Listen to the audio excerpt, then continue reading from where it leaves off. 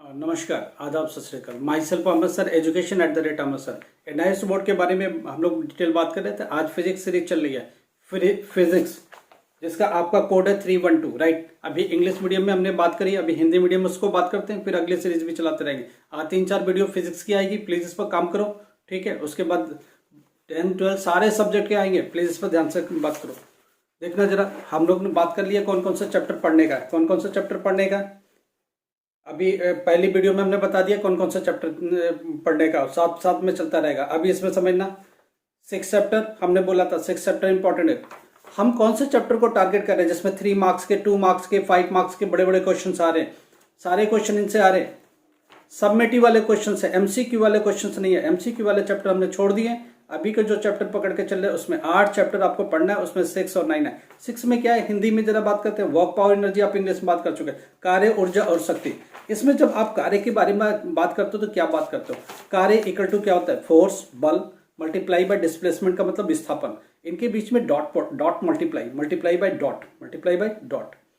तो फोर्स, देखो पहले बोल चुके, हिंदी हमारी वीक है, कोशिश कर रहे हैं आपके हिंदी स्टूडेंट्स के लिए। फोर्स का मतलब क्या होता है? बल, डॉट से मल्टीप्लाई, डॉट लगाओ, मल्टीप्लाई बाय डिस्प्लेसमेंट, विस्थापन। इन दोनों को मल्टीप्लाई करते हैं तो क्या मिलता है? कार्य। और ध्यान रखिएगा, इस चैप्टर कार्य, वर्क, पावर, एनर्जी, ये तीनों के तीनों स्केलर क्वांटिटी है। क्या है? स्केलर क्वांटिटी, वेक्टर नहीं है, अदिश राशि है, जिसमें दिशा नहीं होती है, डायरेक्शन नहीं होती है, ठीक है। तो एक होती है सदिश राशि जिसे वेक्टर बोलते हो, एक होती है अदिश राशि जिसे स्केलर क्वांटिटी बोलते हो। तो ये स्केलर क्वांटिटी है। और इस चैप्टर में 3 टॉपिक आते हैं, वो कार्य, ऊर्जा और शक्ति। और तीनों के तीनों अदिश राशियां हैं या स्केलर क्वांटिटी है, क्योंकि इनके बीच में डॉट का मल्टीप्लाई है। दो वेक्टर अगर डॉट के थ्रू मल्टीप्लाई करते हैं तो हमका जो रिजल्टेंट हमें आता है वो अदिश आती है या स्केलर क्वांटिटी आती है, उनमें से। अब कार्य किसका प्रोडक्ट है? कार्य प्रोडक्ट है, कार्य एक रिजल्टेंट है। कार्य निकल के आता है किसकी वजह से? बल और विस्थापन दोनों को मल्टीप्लाई करते हैं डॉट के थ्रू। तो फोर्स मल्टीप्लाई बाई डिस्प्लेसमेंट क्या देता है हमको? कार्य। और जो कार्य है या वर्क डन है वो हमारा क्या है? स्केलर क्वांटिटी है। उसकी डायमेंशन क्या होती है? पहले हम उसकी बात करते हैं यूनिट के बारे में। तो यूनिट क्या होती है? जूल होती है, क्योंकि न्यूटन इंटू मीटर आप जूल लिखते हो। और जूल के लिए क्या डायमेंशन लिखोगे? ml² T⁻²। डायमेंशन तो जब भी लिखते हो तो यूनिट लिखो, डायमेंशन लिखो, ये आएगा। और ये एक अदिश राशि है, ध्यान रखना, डॉट का प्रोडक्ट है। उसके बाद इसमें क्या होता है कि कार्य कब प्लस होता है, कब माइनस होता है। आपको पता है W इक्वल टू क्या होता है? F.S। तो लिखते हो FS cos थीटा। कॉस की वैल्यू 0 भी हो सकती है, कॉस की वैल्यू माइनस भी हो सकती है, क्योंकि 180 डिग्री पर अगर अपोजिट जाया जाए, कॉस 180 डिग्री जहां आएगा वहां क्या हो जाएगा? -1। तो वर्क डन हो जाएगा नेगेटिव। समझ में आ रही है? और कॉस की वैल्यू 0 भी हो सकती है। जब 0 होगी तो क्या होगा? उस वक्त वर्क डन 0 हो जाएगा। तो वर्क डन पॉजिटिव भी है, नेगेटिव भी है, 0 भी है। तो तीनों का एग्जाम्पल जरूर याद करना, एक एक नंबर के क्वेश्चन यहाँ से उठते हैं। दूसरी बात, वर्क के बाद आपकी आती है एनर्जी। एनर्जी 2 टाइप की होती है, काइनेटिक एनर्जी, एक पोटेंशियल एनर्जी। काइनेटिक एनर्जी देखिए, इसीलिए बोला हर वीडियो को देखो, हिंदी है, इंग्लिश है, कुछ भी है, देखो उसका फायदा है। उसका फायदा ये है कि कुछ बातें देखो हम लोग ने रट के नहीं आते, हम लोग कोई चीज किताब लेके नहीं पढ़ते, सब कुछ दिमाग के अंदर फीडेड है। कई बार वो इन्फॉर्मेशन एकदम से दिमाग में आ जाती है, तो हम लोग एक्स्ट्रा इन्फॉर्मेशन आपको देते हैं। तो प्लीज हर वीडियो को ध्यान से देखिए। जो 10th क्लास में साइंस पढ़े, साइंस जिनके पास वो भी देखिए, क्योंकि उनमें भी ये कॉमन सब्जेक्ट से कॉमन टॉपिक बहुत सारे हैं। तो आपके नॉलेज इनहेंसमेंट के लिए बहुत जरूरी है। तो कोई भी सब्जेक्ट आपने लिया, वीडियो को देखो, वीडियो में बात करने का तरीका, लिखने का तरीका, काम करने का तरीका सिखाया जाता है। देखिए, ये हो गया फोर्स के बारे में, डिस्प्लेसमेंट के बारे में, जो मिल करके हमको कार्य बनाते हैं या वर्क डन बनाते हैं। तो वर्क डन एक स्केलर क्वांटिटी है। वर्क डन पॉजिटिव भी हो सकता है, नेगेटिव भी हो सकता है, 0 भी हो सकता है। अब इसमें स्प्रिंग के द्वारा कार्य किया जा रहा है। तो स्प्रिंग का जो फार्मूला कितना, हाफ की x² का फार्मूला आता है, वो आप डिराइव कर लीजिए अपने बुक से। हम आपको वीडियो में डिराइव नहीं कर सकते, क्योंकि बहुत लंबा टाइम, एक डेरिवेशन एक वीडियो चला जाएगा। तो ऐसा तो सैकड़ों वीडियोस बनाने पड़ेंगे, बहुत मुश्किल काम है, ठीक है।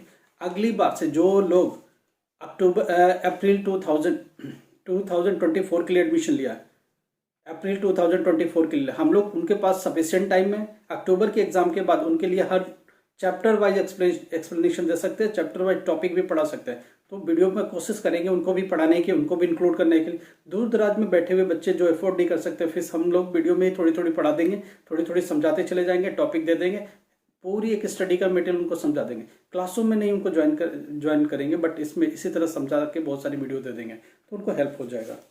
जरा और बड़ी बातें करते हैं हम लोग। कार्य और गतिज ऊर्जा। देखो, 2 तरह की एनर्जी हमने बताया। एक काइनेटिक एनर्जी है जिसे गतिज ऊर्जा बोलते हो, एक पोटेंशियल एनर्जी है जिसे स्थितिज ऊर्जा बोलते हो। ठीक है, काइनेटिक एनर्जी में हाफ mv² आप प्रूफ करके लेके आते हो। ठीक है, इक्वेशन आप मोशन से लीजिए और वहां से प्रूफ कर लीजिए क्या, हाफ mv²। उसके बाद स्थितिज ऊर्जा में क्या होता है, mgh। सर्टेन हाइट पर जैसे जैसे हम ऊपर चले जाते हैं एक पोजीशन होती है, एक स्थिति आती है, हाइट मिल जाती है, और जिसमें भी हाइट मिलती है उसमें पोटेंशियल एनर्जी मिलती है, क्योंकि फार्मूला है mgh। अब इसकी हिंदी मत पूछ लेना। ठीक है, वर्क डन जूल में होता है, दुनिया के सारी एनर्जी जूल में होती है, चाहे हीट एनर्जी हो, काइनेटिक एनर्जी हो, लाइट एनर्जी हो, दुनिया के सारी एनर्जी का यूनिट क्या होता है, जूल होता है। और सबका डायमेंशन क्या होता है, ml² T⁻²। ये ध्यान रखना। स्प्रिंग के द्वारा जो एनर्जी एक्वायर की, स्प्रिंग को दबा के रखो, जब तक प्रेस करके रखते हो तब तक पोटेंशियल एनर्जी स्थितिज ऊर्जा है, जब ये छोड़ोगे तो मोशन में आता है तो ये काइनेटिक एनर्जी में कन्वर्ट कर देता है, जो कि गतिज ऊर्जा होती है। तो एक दूसरे में कन्वर्जन भी आता है।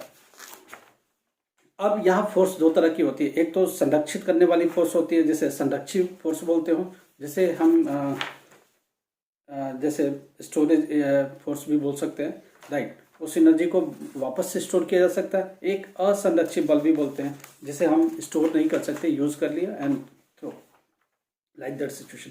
उसके बाद हम लोग बात करते हैं कोलिजन की। दो टाइप के कोलिजन हम बात कर चुके हैं, एक इलास्टिक कोलिजन होता है, एक इन इलास्टिक कोलिजन होता है। जो इलास्टिक कोलिजन है उसे हिंदी में क्या बोलते हैं भाई, प्रत्यास्थ संघट। ठीक है, इलास्टिक दो बॉडी कोलाइड होती है, कोलिजन के बाद उसकी काइनेटिक एनर्जी बरकरार है, लीनियर मोमेंटम बरकरार है, ये सब कांस्टेंट है।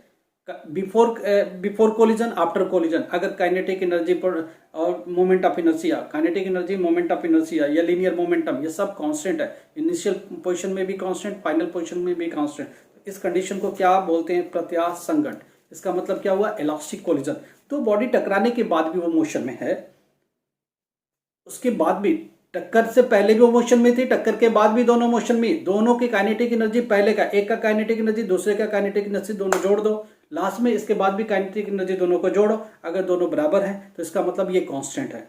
अगर पहले का लीनियर मोमेंटम, ठीक है, या मोमेंट ऑफ इनर्शिया जिस पर हम बात कर रहे थे, बहुत सारी बात कर चुके, जैसे मान लो मोमेंटम, जो एक बॉडी का मोमेंटम दूसरी बॉडी का मोमेंटम, बिफोर कोलिजन कंबाइन करो, आफ्टर कोलिजन कंबाइन करो, दोनों अगर इक्वल आता है तो इसका मतलब ये भी कंजर्वेशन है। क्या है, कंजर्वेशन है।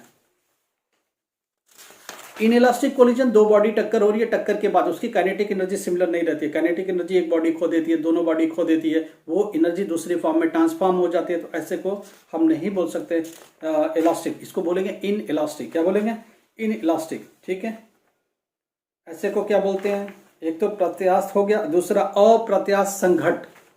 बहुत मुश्किल से हिंदी निकालना पड़ता है बाबा साइंस में देखो, आने वाला फ्यूचर हिंदी का है नहीं, हिंदी से कोई वास्ता है नहीं। और फिजिक्स आके इंजीनियरिंग में क्या हिंदी में पढ़ोगे, कौन पढ़ाएगा, नहीं पढ़ाएगा। कोशिश करो इंग्लिश के वर्ड टू वर्ड ले लो, जो इंग्लिश का टॉपिक है वो पकड़ो, हिंदी में समझो, कोई दिक्कत नहीं है। इसके बाद एक अगला चैप्टर है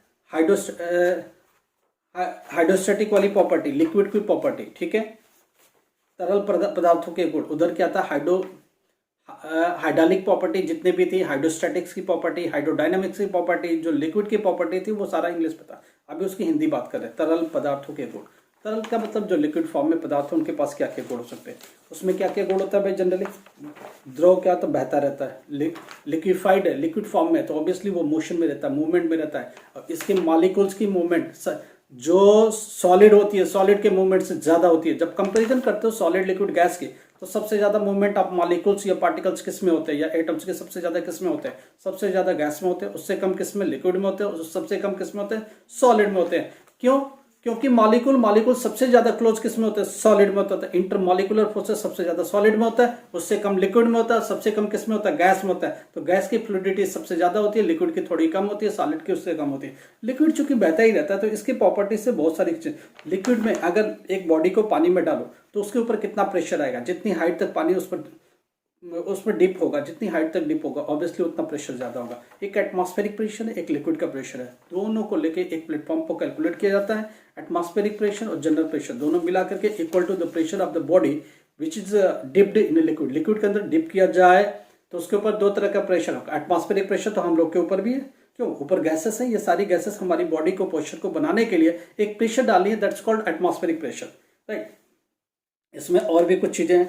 एक कौन कौन सी बॉडी तैर सकती है, कौन सी नहीं तैर सकती, उस पर आपको देखना पड़ेगा। डिपेंड करता है डेंसिटी पर, डिपेंड करता है डेंसिटी पर। जिस बॉडी को पानी में डाला, क्या उस बॉडी की डेंसिटी ज़्यादा है या जिसमें डाल ले उसमें डेंसिटी ज़्यादा है।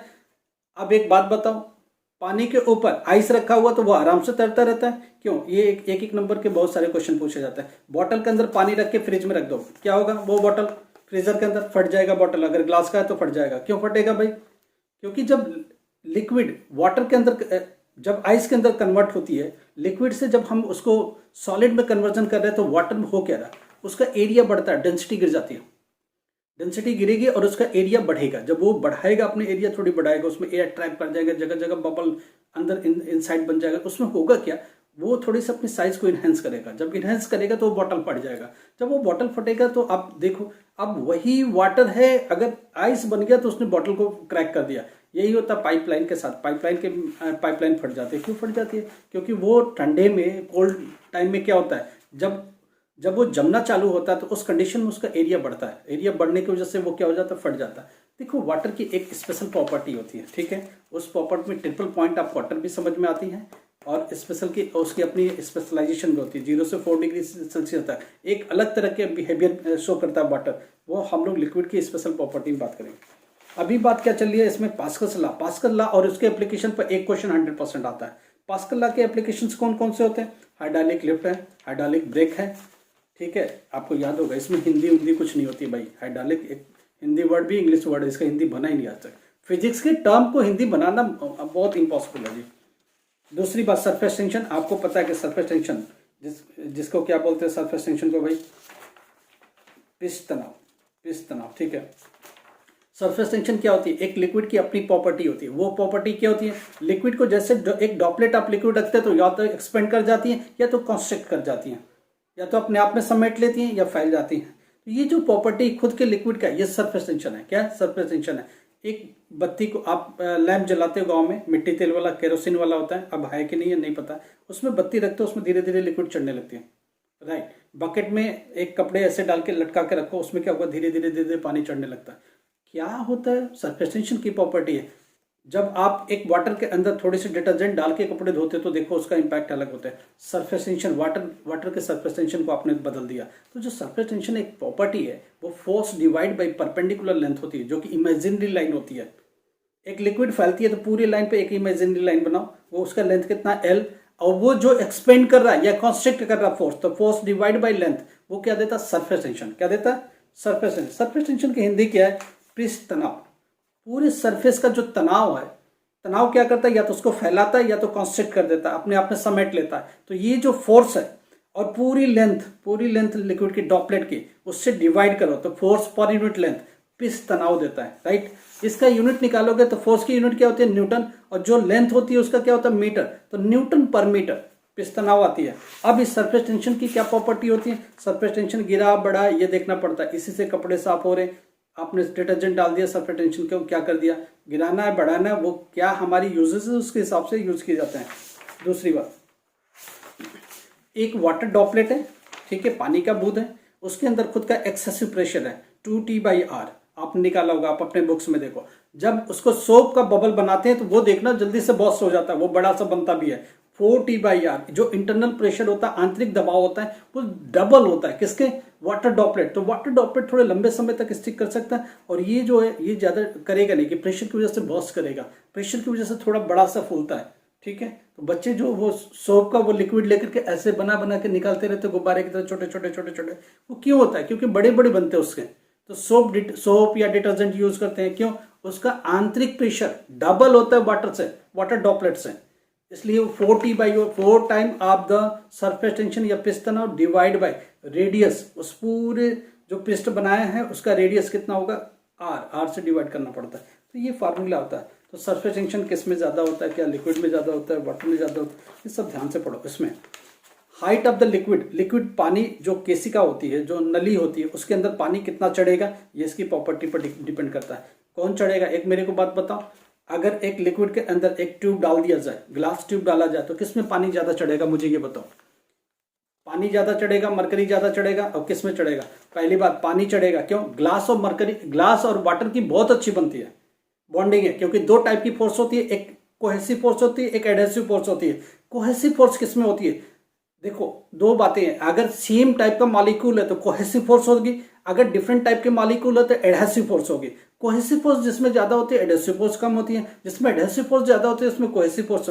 जैसे ग्लास है और वाटर है तो दो डिफरेंट टाइप के मॉलिक्यूल्स हैं, तो इसमें क्या होगा? कोहेसिव फोर्स होगा। और वाटर की ग्लास के साथ बहुत अच्छी बनती है, कोहेसिव फोर्स बहुत अच्छा था, तो लिक्विड चढ़ के ऊपर तक जाता है।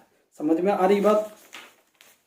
अब इस कोहेसिव फोर्स को हिंदी में क्या बोलते हैं, आप प्लीज इसको थोड़ा सा चेक कर लेना। हिंदी इंग्लिश कोहेसिव फोर्स, दो टाइप की फोर्स आपके बुक्स में दिया होगा, हिंदी में भी मिलेगा दो टाइप का, एक कोहेसिव एक एडहेसिव, ठीक है। और जब पेपर दे रहे हो एग्जामिनेशन का तो पहले इंग्लिश में पेपर, फिर नीचे हिंदी में पेपर, इंग्लिश में पेपर हिंदी। जो नहीं आता इंग्लिश में हिंदी में देख लो, जो हिंदी में आता। देखो फिजिक्स का टीचर हमेशा टर्म इंग्लिश का ही यूज करेगा, हिंदी का एग्जैक्टली टर्म नहीं यूज करेगा। अभी आप इंजीनियरिंग में जाओगे सारा हिंदी खत्म हो जाएगा, कहाँ जाओगे, कहाँ ढूंढने जाओगे हिंदी? कौन ट्रांसलेट करके देगा तुमको? कोई बुक्स मिलेगी नहीं हिंदी में इंजीनियरिंग की, कहाँ जाओगे? पढ़ लिया तो दुनिया में नौकरी नहीं मिलेगी। इसलिए जरूरी है कि कम से कम समझो हिंदी में, कोई दिक्कत नहीं है, मगर उसका जो टर्म है फिजिक्स का केमिस्ट्री का वो इंग्लिश में ही रखो, क्योंकि दुनिया जहान में यही वर्ड आपके यूज किए जाएंगे, ठीक है। तो ये लिक्विड का चैप्टर आपका पूरा रहेगा, ठीक है भाई, ये आप देख लेना, पढ़ लेना। अभी अगले सीरीज में और भी वीडियो में देखेंगे क्या होगा। तो दो वीडियो अभी तक का हो गया, तीसरा अभी सेकेंड बुक का आएगा, फिर उसके बाद इंपॉर्टेंट चैप्टर का आएगा। आजकल पूरी सीरीज आज और दूसरे सब्जेक्ट 10th का भी इसके बाद वीडियो आता रहेगा, राइट।